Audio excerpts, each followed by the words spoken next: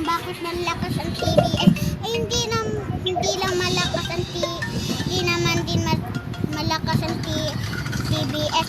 Alam nyo naman kung sino talaga ang pinakamalakas sa buong mundo. TST. Alam nyo naman kung bakit ganon.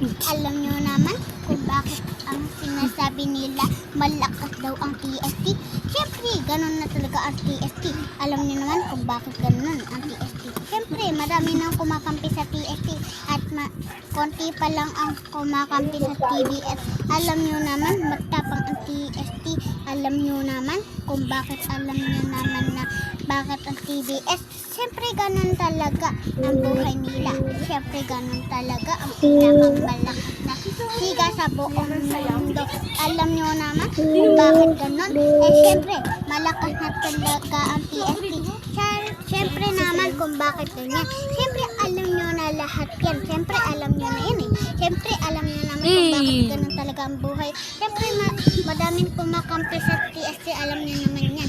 Siyempre, ganun lang talaga kadali kung bakit ganun talaga ang mga TST at saka TBS. Siyempre, dapat magpapantay lang ang siga ng TST at saka TBS.